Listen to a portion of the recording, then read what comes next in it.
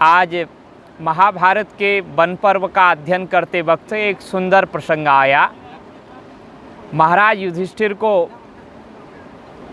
छलपूर्वक कौरवों ने, शकुनी ने द्यूत में हरा दिया। भगवान श्री कृष्ण तो उस समय अपने वहाँ द्वारिका में दुष्ट राजाओं से युद्ध के मामले में उलझे हुए थे और इधर हो गया वनवास पांडवों को। 12 वर्ष का वनवास हुआ और 1 वर्ष का अज्ञातवास। तो उस प्रसंग में उनके साथ में उनकी लोकप्रियता इतनी थी कि सारी प्रजा उनके साथ चलने लगी। प्रजा को तो उन्होंने कहा आप लोग मत चलिए, लेकिन कुछ ब्राह्मण देवता ऐसे थे जो लौटने का कोई भी प्रसंग नहीं ला रहे थे, लौटना नहीं चाहते थे।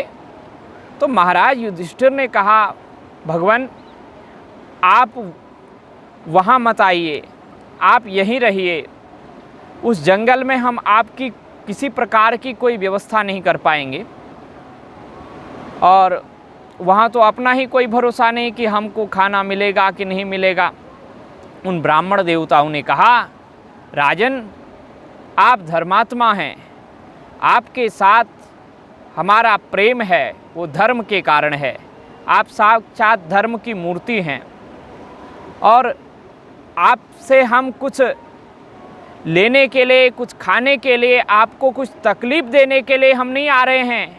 महाराज हम तो सुंदर सुंदर कथाओं के द्वारा, सुंदर सुंदर उपदेशों के द्वारा, सत्संग के द्वारा हम आपके मनोरंजन करेंगे, आपको हम आह्लाद प्रदान करेंगे, प्रसन्नता प्रदान करेंगे और खाने की कोई चिंता नहीं। महाराज हम तो तरुतरुवासः करतल भिक्षा तरुतलवासः, हाथ में ही भिक्षा ग्रहण करने वाले और पेड़ के नीचे ही रहने वाले हैं।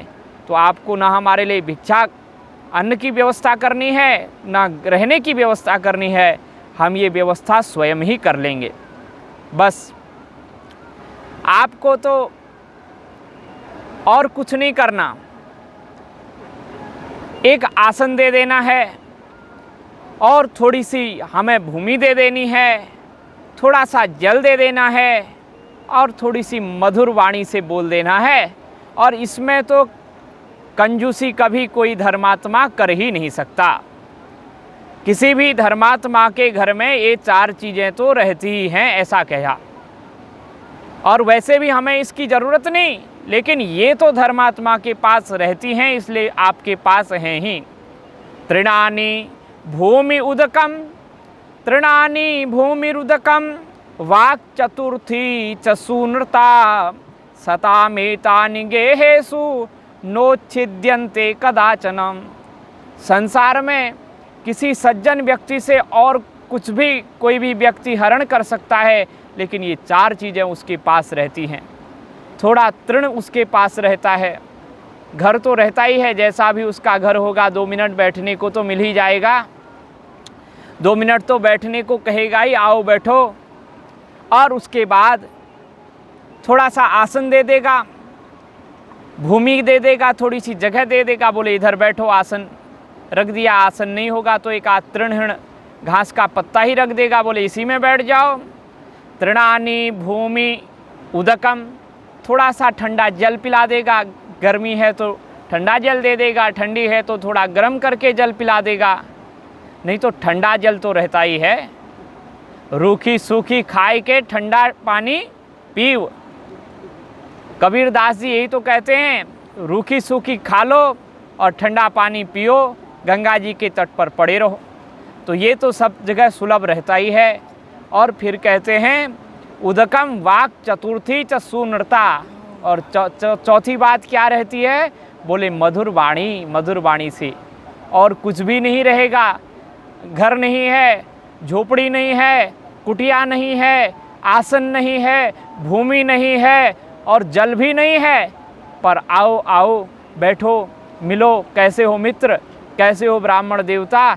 इतना तो मधुर वाणी से कोई भी धर्मात्मा कह ही सकता है। कोई किसी की वाणी को कोई कभी कोई छीन नहीं सकता।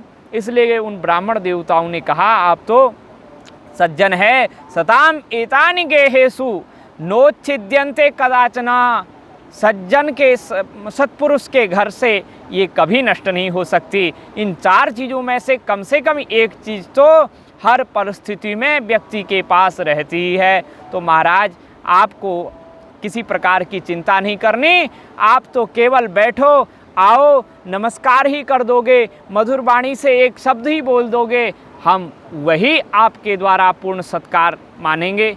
तो ब्राह्मण देवताओं ने ऐसा कहा और महाराज युधिष्ठिर का साथ नहीं छोड़ा। सभी ब्राह्मण 12 वर्ष पर्यंत उनके साथ ही रहे। और जब युधिष्ठिर जी ने सोचा कि ये तो पीछा नहीं छोड़ने वाले हैं, हमारे साथ ही आ गए हैं, अब क्या किया जाए, तब युधिष्ठिर महाराज ने अपने कुलगुरु धौम्य महर्षि के चरणों में प्रार्थना की कि प्रभु कुछ ऐसा उपाय बताइए, मैं किसी देव की आराधना करूं और मैं किसी ब्राह्मण को भूखा नहीं देख सकता, मैं खिलाकर ही खाऊंगा, इसलिए कुछ उपाय बताइए, मैं क्या आराधना करूं। तब धौम्य महर्षि ने उन्हें भगवान सूर्य नारायण की आराधना करने के लिए कहा और श्री युधिष्ठिर महाराज ने भगवान सूर्य की आराधना की और आराधना के पश्चात भगवान सूर्य प्रकट हुए और भगवान सूर्य ने उन्हें एक ऐसा अक्षय पदार्थ, एक बर्तन ऐसा प्रदान किया जिसमें भोजन बनाने के बाद तब तक समाप्त नहीं होता था जब तक उस बर्तन को धो ना दिया जाए। और बर्तन को कब धोया जाता था,